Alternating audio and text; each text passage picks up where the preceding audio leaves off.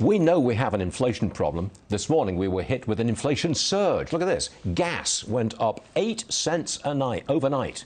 Just in one day, went up 8 cents.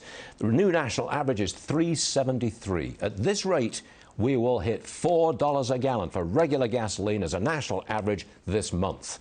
Diesel went to an average nationwide of $4.12 a gallon. It's $5.19 in California. Can you imagine what that does to the truckers?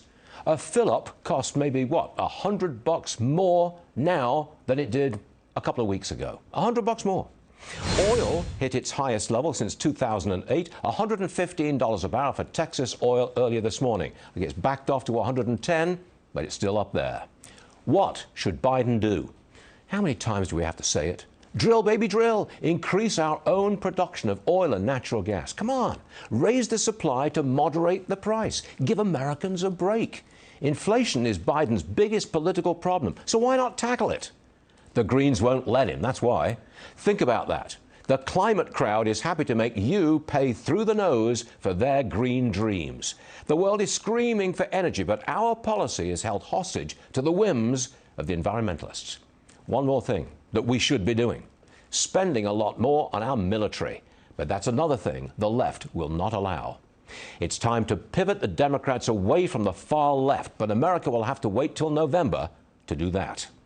Let's get straight to it. Senator Mike Braun, Republican, Indiana, joins us now. Mr. Senator, I think you agree with me. We need to drill, produce more fossil fuels, and we need to increase military spending, but we can't do either. What do you say? I tell you what, Stu, it's kind of depressing to listen to the lead there in terms of all the things you mentioned. And all I can tell viewers, look to see what it was back in the Trump administration. Lowest inflation we had, everything was working well, rising wages in the toughest spots. Here it's about an administration said they were going to talk about trying to appeal to a maybe broader section, unify. They've done nothing of the sort. If we had the Keystone XL pipeline actually working, it would more than offset all the barrels we're importing from Russia.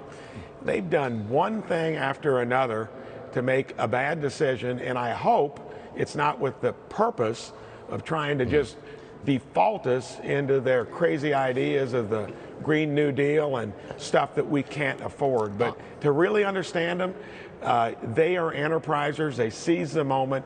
They don't care. They've never even run a lemonade stand. And the federal government is their cathedral and their growth business, if you want to know what it's about in a nutshell. Aren't there enough senators on both sides of the aisle to come together with a fundamental agreement that we've got to produce more of our own fossil fuels? Surely. I mean, I saw Joe Manchin sitting with the Republicans the other night. I mean, isn't there enough people to get a consensus going, to get something done? You know, if it is, it would be completely politically driven, because you know where Biden's approval is. It's under 40%.